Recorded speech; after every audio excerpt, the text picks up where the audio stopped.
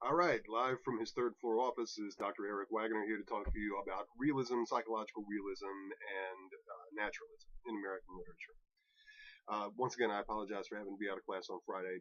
Can't be helped, but I hope this will be a stopgap measure until we can get together on Monday and keep talking about it. Please keep notes as you watch this video and bring any questions or any concerns or anything you want clarified. Bring those into class on Monday and we'll get it all addressed the same day we start reading Huckleberry Finn. It's always tricky to talk about literary movements because literary movements, like any kind of artistic movement, aren't clean. It's not like everybody wrote one way up until 1845 and then in 1846 everybody started writing this other way. It's all intermingled. There are all kinds of different sorts of writing going on all the time, but it is true that certain eras tend to be characterized by a particular approach or a particular collective of artists who are working in a particular way. It's the same thing in our own era. I mean, you think in like 50 years, people are going to look back on American culture and say, well, binge watching, series on Netflix or reality television, these were some of the primary narrative modes of the time.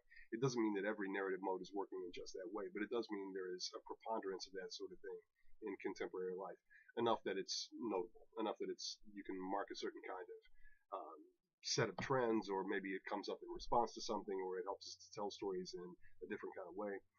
And so it's worth taking a look at what some of these major eras and major genre shifts in literature say about the time period in which they were produced. Realism is a movement that begins in the mid 1800s, about the middle of the 19th century, for a variety of reasons. If we're looking just at literary history and we're looking at literary movements, one of the reasons why realism develops as a literary form or as a kind of narrative is that it develops in response to what had been for many years a tendency towards oversized stories. Stories about high adventure, stories about characters who were unique in some way or another, characters who are heroic, who are conquerors, who are up against forces that align against them. Forces may be supernatural, there may be a lot of intrigue and a lot of political behind scenes stuff happening. Uh, the era prior to realism is usually noted as the Romantic era in American literature. And in romantic literature, this is capital R romantic literature. It doesn't mean like romance novels or novels about love, although love does come into it a lot.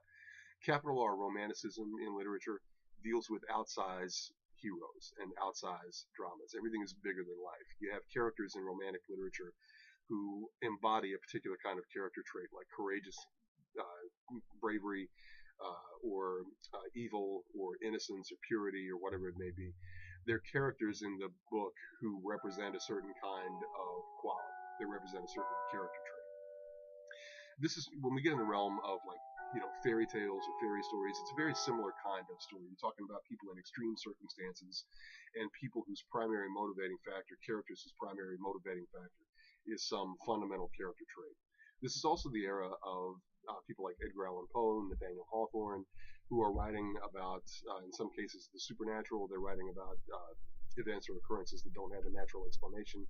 Something happens in the novel that seems to come from outside any kind of boundaries of rationality or whatnot. So you get characters too who are seeing the world in very particular kinds of ways. It tends to be a very impressionistic kind of literature. The language, people come to it for the first time, they'll say the language is often florid or overblown, very ornate. These are the hallmarks of romantic literature. Realism, by contrast, scales everything back.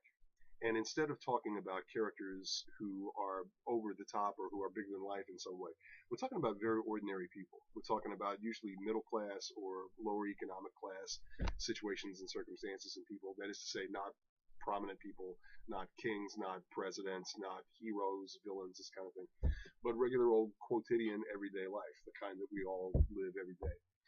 And so the challenges that are faced by characters in realism are real everyday challenges. How to get the bills paid, something's going wrong with kids, there's a particular kind of object or goal that they have in mind that it's not like a quest or it's not a search for something, anything bigger than life like that, but it's something they want to get happening. And the approach that realistic literature takes to those kinds of stories is just to tell the story and be true to the world, honor the observable world that we all inhabit.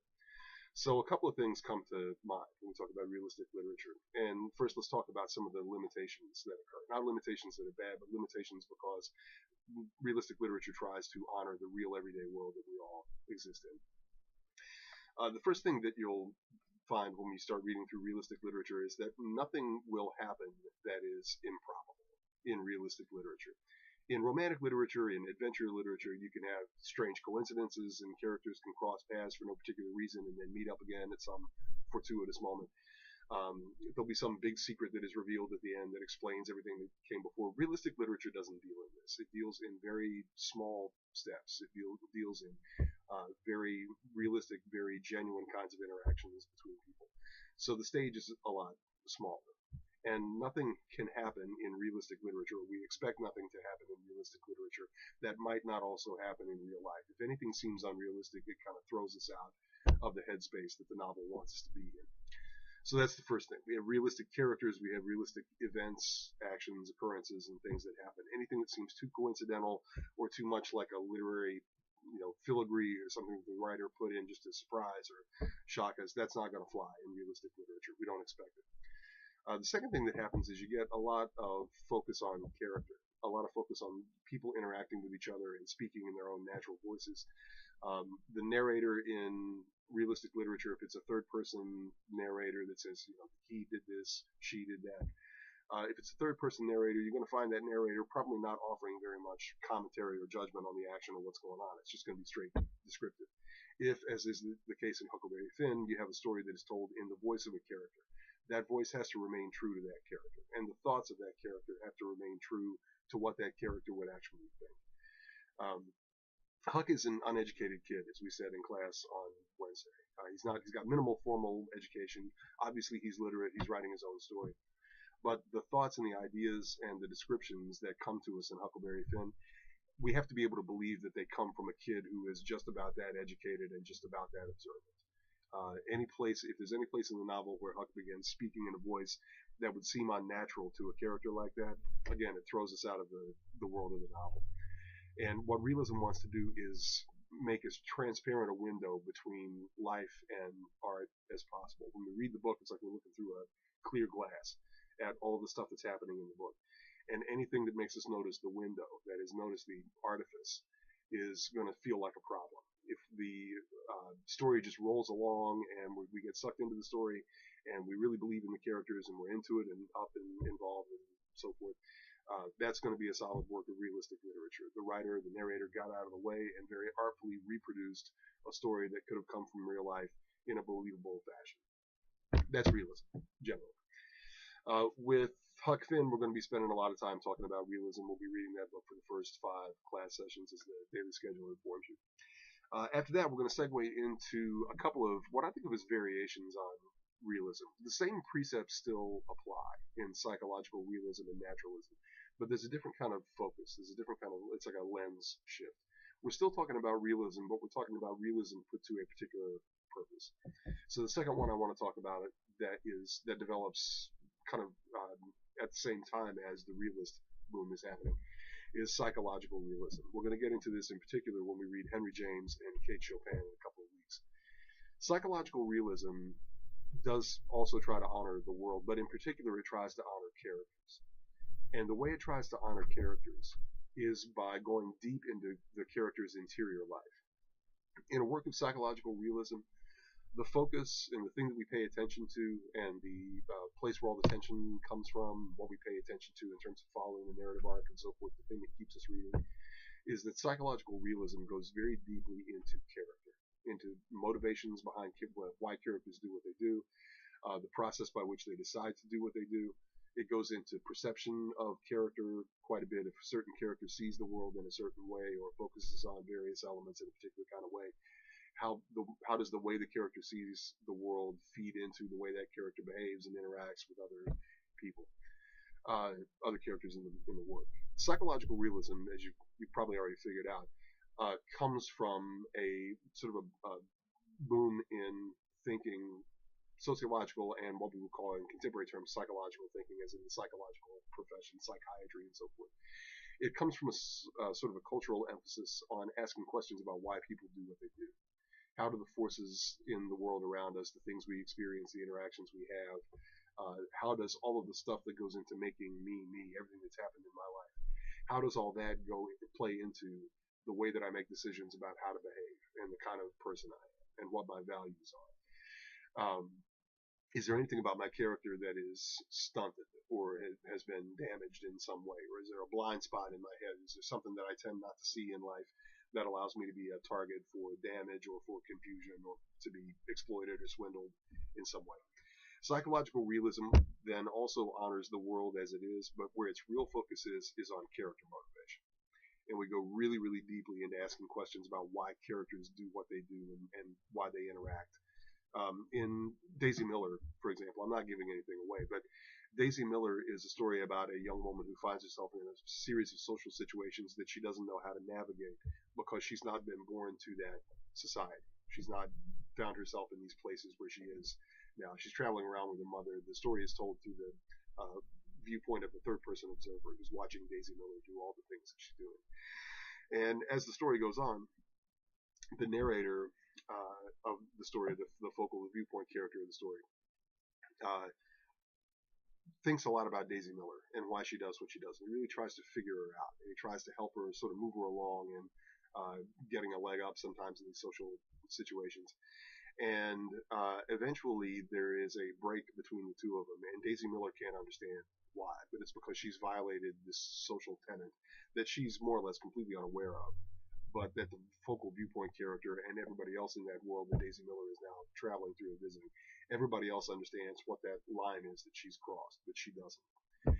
And so the focus of the short story, the focus of the story on consciousness and awareness and what we perceive and what we notice, that's where the real tension in the drama lives. It's not that anything terrifically, like in terms of just what happens in the story, it's not that anything terribly dramatic happens or there's some huge issue that occurs or some tremendous tension between characters. It's all very subtle. It's all very understated, and it's all more or less in the mind.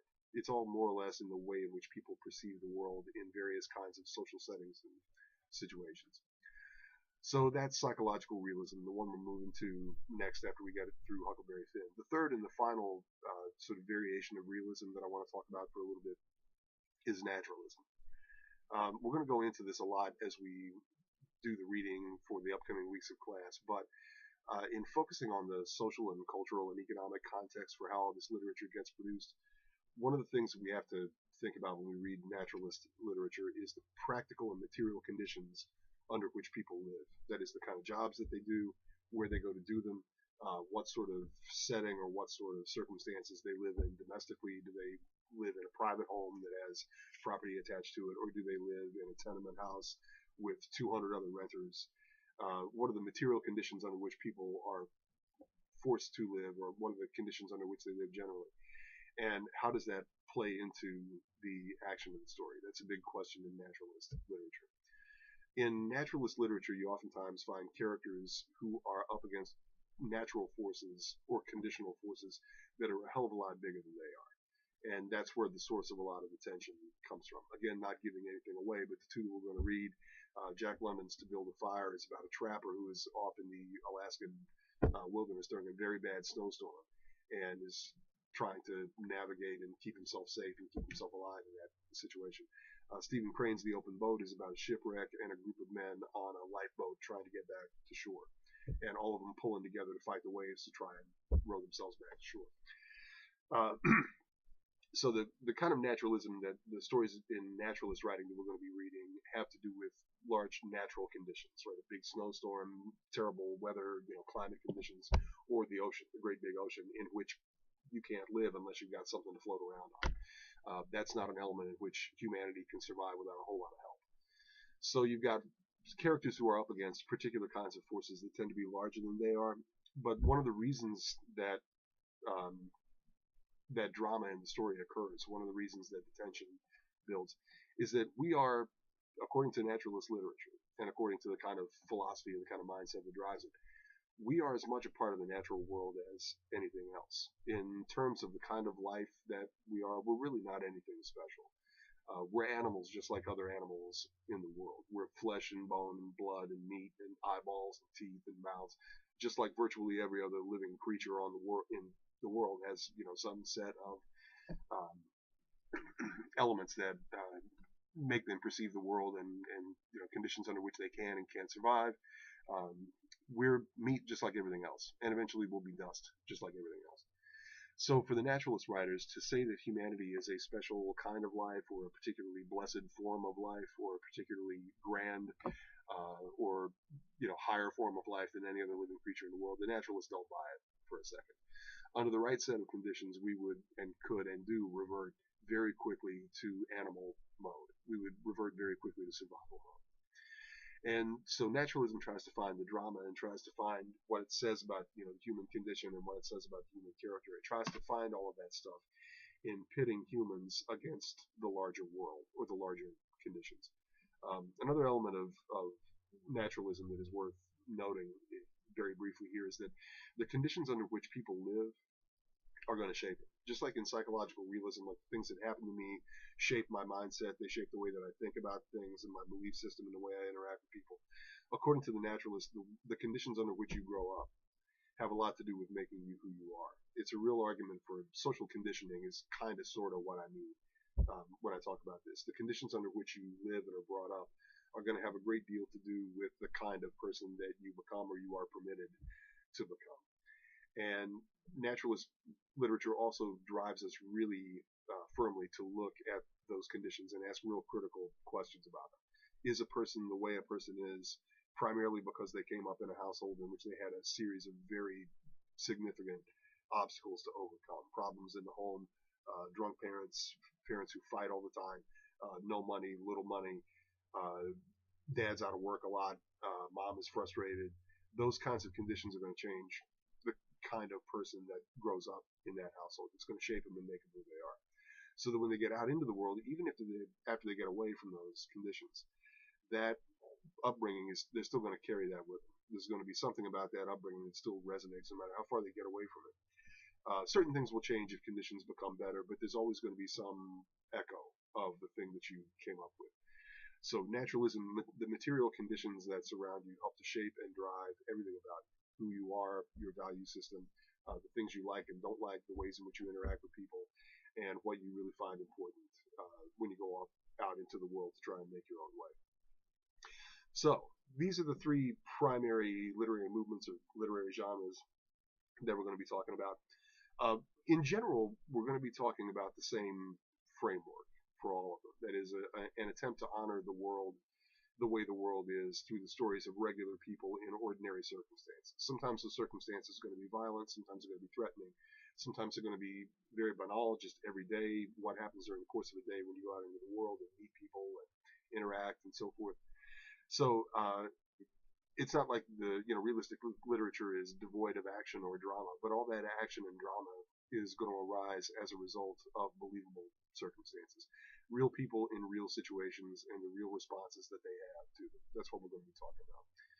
So realism generally, psychological realism, the life of the mind, the characters, their motivation, and naturalism, that is characters in particular kinds of conditions and the way they respond to them. That's what we're going to be talking about over the next few weeks. Hope this has been clear enough. Once again, I apologize for having this class on Friday. If you have any questions, please write them down, bring them in the first day we talk about Huck Finn, and we'll get it together. All right, thanks for watching.